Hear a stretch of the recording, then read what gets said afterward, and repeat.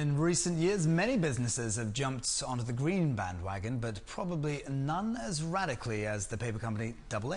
Well, the company has gone the extra mile to farm their own hybrid trees and even construct a lake that meets 100% of their water needs. On top of that, they also seek to benefit the local community. So recently I spoke with Thirawin Litavon, Senior Executive Vice President of AA, about their motivation to go down the green extreme path. Check it out. Yes, we have gone beyond the normal green concepts of building up a company, but we went there with a very clear idea of how to make a company and a business model that would be sustainable in going into the future. After all, we are on this planet only for a certain number of years. We need to leave the planet good place for our children. So when we looked at the industry itself, we determined that there are certain things that need to be managed with a sustainable manner, and also that was unique to Asia. We determined that the resources that would be required were people, water, trees, energy requirements, and obviously the land to build the mill itself. Having determined this, we realized that any big industry, when it moves into a local community, it creates a lot of dislocation for that community. We didn't want to do that. We wanted to be part of the community. The area we moved into was mainly a large farming community. How do you sustain that? How do you make that fit into the business model that we required? And that's where we came up with the paper from Kanna idea. That's why we decided that we should be planting our trees in between the paddies, the rice farmers. That has two advantages. One, it is a sustainable source. It doesn't destroy the natural forest. And the second thing is, perhaps more importantly, is it adds additional income to the farmer's hands, which sustains that community. And then we looked at the requirements in terms of water resources, and we decided the best thing to do was to use water from the heavens. And that was why we created the water reservoir. The Kanna concept is very unique to your company, and just for the understanding of those not aware, it actually refers to unused land in between the rice paddy fields, isn't it? So if it was to be unused, it would have been wasted, but you've actually used this underutilized space to create business and also extra income for the farmers. Correct. That's you've heard it spot on. But it's amazing how much pre-planning went into it. You were telling me even with the Emerald Lake, which is where you get 100% of your water resources, it was right down to, you knew from the very start that this would supply 100% of your water. Yes, we did. Supply. We did. As I said, we assessed the natural resource requirements, and we found out that the best way was to capture what came from rain. And that was captured in the Emerald Lake, the 36 million cubic meters of water that we capture there. We already knew the size of the paper mill that we would be operating, and we also determined that if the business succeeded, we would need to expand on that. So that's why it's 36 million cubic meters, and there is plenty there for any further expansion that we may have. Well, explain the green concept to other companies. They would probably buy the idea now, but your company took it in its stride more than, I guess, 2 decades ago. How confident were you that this green business model is viable? We believe that there was no choice for this industry.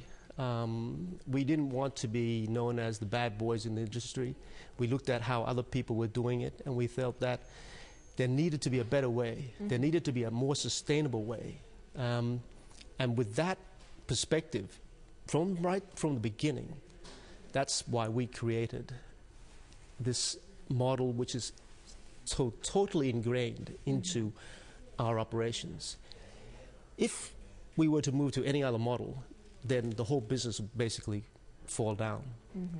And I think that is perhaps the most significant part and most important part about the whole thing. I meet people at various corporate social responsibility seminars, and all corporate social responsibility activities are very good. The difference of our model is it is inside our business model. So to succeed, we must maintain and continue with the corporate social responsibility that we have started in our business. And not only start but end as well. I mean, you have planned about how much resources you will need in making this production possible, paper production, but you've also thought of the end process, because after any production line there will be fuel and waste management that you have to deal with. So what sort of solutions have you come up with that has worked for you? Yes, that's quite true. There is a lot of waste product that's left over. For instance, for every tree that goes into our production process, we only use roughly half of the tree to make paper. The rest of it is waste. That waste, we use it to generate our electricity. And the electricity, because it comes from trees, is a biomass electricity, so it's renewable, it's totally recyclable within our environment and our systems there. So that's how we make use of any waste product that comes out. Our whole system, there's no waste. But I mean, it sounds like you have every detail worked out, but I'm sure in implementing these processes in your company and trying to make the model succeed, there were challenges along the way.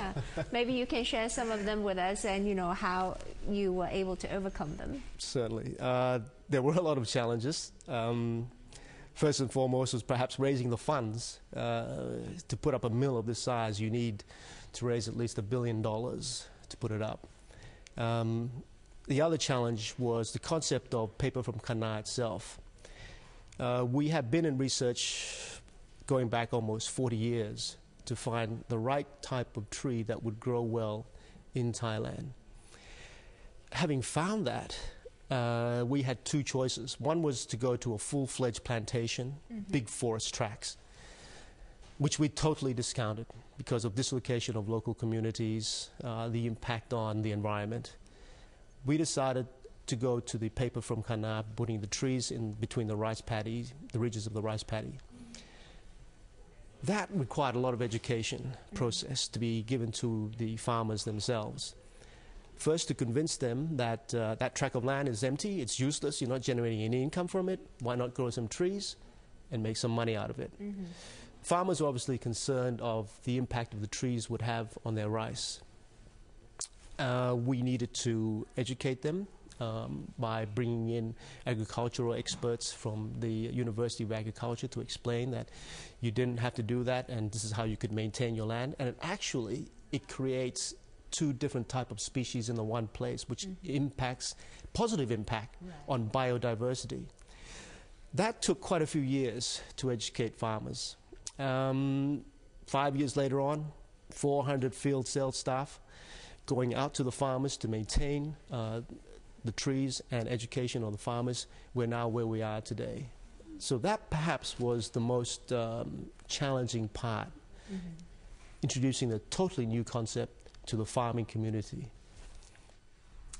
Their commitment to go green even before they launched their business. That was Thirarit Litavon, Senior Executive Vice President of Double A. Indeed, an inspiration to businesses and a testimony of what is possible. Well, if you want to find out more, you can always visit their website. It's doubleapaper.com. Pretty inspiring and very easy to understand as well, which gives hope that, maybe more companies will take up such a green concept. Yeah, so go check it out.